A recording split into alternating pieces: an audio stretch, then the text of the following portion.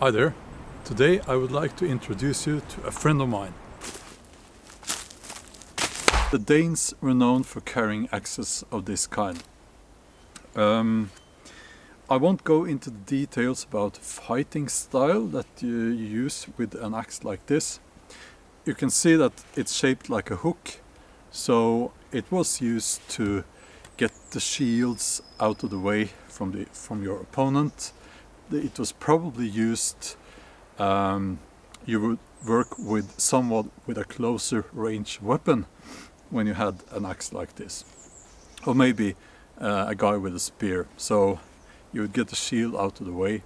You could also hook the opponent's arms and legs and neck, even use this against horses of your opponent. Now I would like to say that I try to be very humble when I'm talking about and when I'm researching Viking fighting styles and techniques, because like I have never been in a real axe fight, of course, and I don't think you will find anyone, at least not on YouTube, who have ever been in a real axe fight, because that is very dangerous and deadly and lethal. So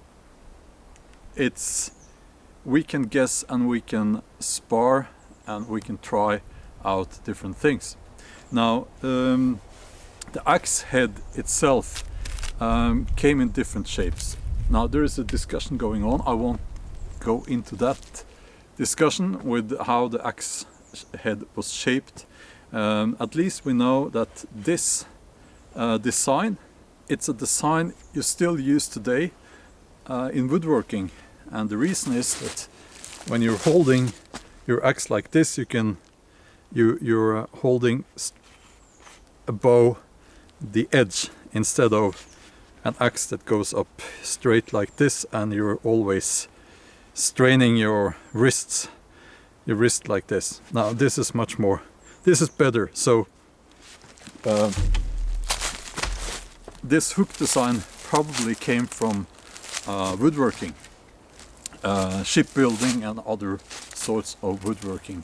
I know I have a smaller axe with a bed.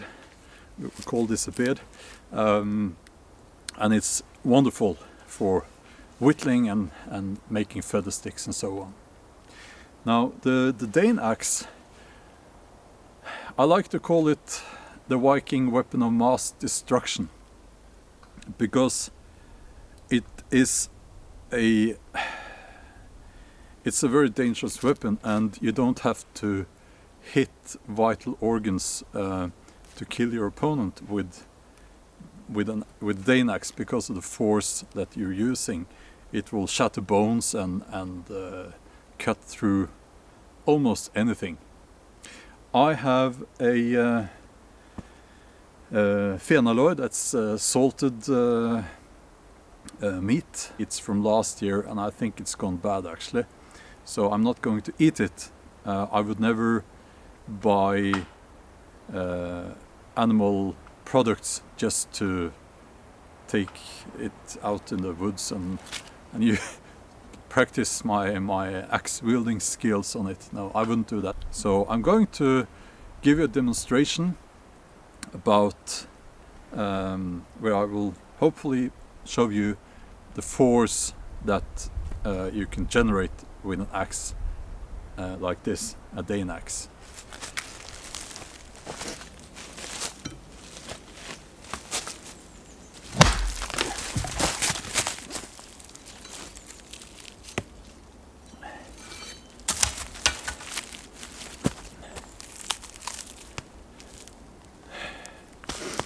So it went straight through the bone in one strike, as you can see.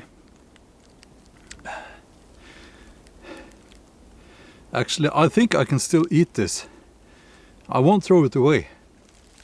Now,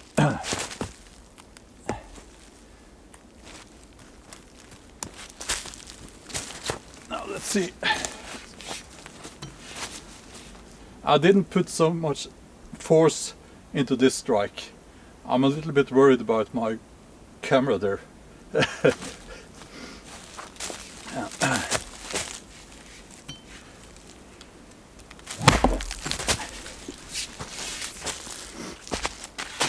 As you can see,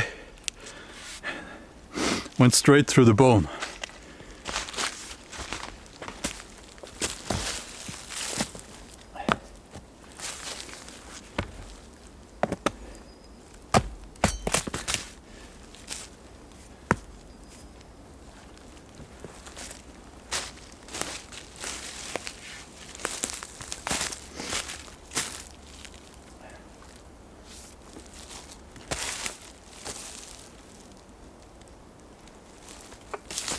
I'm going to put this camera away a little bit so that I can put more force into this.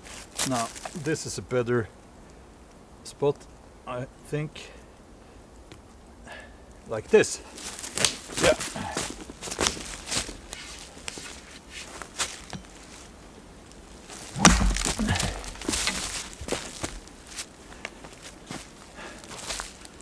Yeah.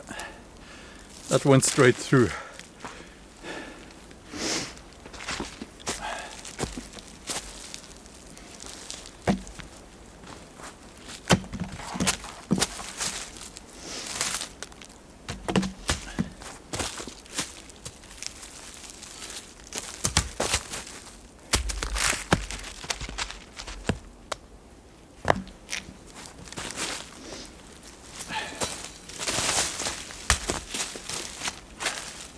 This is how you cut your Sunday steak, I guess.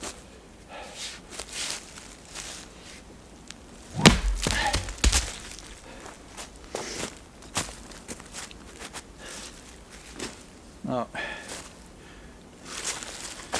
this is still good. I can eat this. And the bone marrow should be good as well. Like here, it's yeah, not going to throw this away.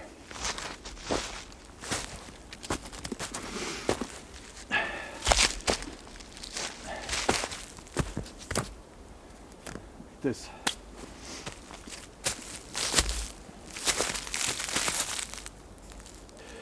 So I would like to add that this is a weapon and it's not a woodworking tool, but it can be used as a woodworking tool.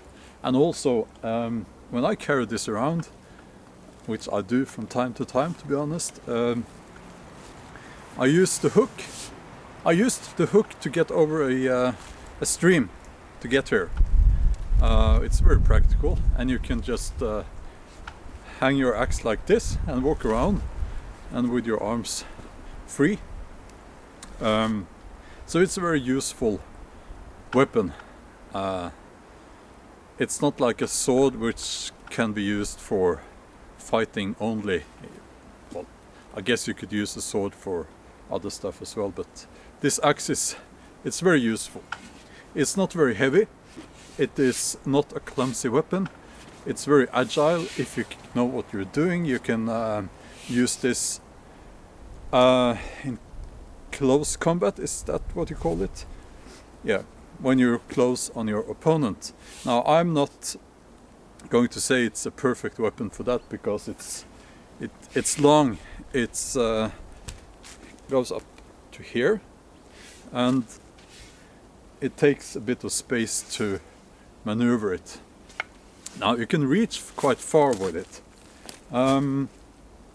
which is the point. They would send some people and they were probably berserkers, you know. We don't know, but I like to think that the guys with the Dane axe who were sent in to spread fear and havoc among the enemy's warriors, he was typically a berserker. Now they would send guys to break up the enemy shield wall if a shield wall was used. I'm going to be careful about what I'm saying here because there are lots of myths about Viking fighting techniques. We do know that it was not like in the movies. You wouldn't normally have people lining up and running towards each other. It was probably much more tactical and intelligent than that. Now, I love this axe. It's an axe it has a name. I'm not going to reveal the name yet. I have specific reasons for that, but I really love this axe. It is sharp, so it's not for reenacting. It is a proper sharp axe, and yeah, I love it. It's not something I normally take when I'm out bushcrafting and hiking. It's for obvious reasons. It's a bit too large for that, I guess. But anyway, that's my Dane axe. I love my Dane axe. It's very efficient, as you can see. It's very dangerous. It should not be played with. It's very difficult to spar with a Dane axe. You can't put much force into it. Even if you don't put much force into it, the force of the axe itself is it's very hard to use this axe without generating force because of the radius and yeah, you know.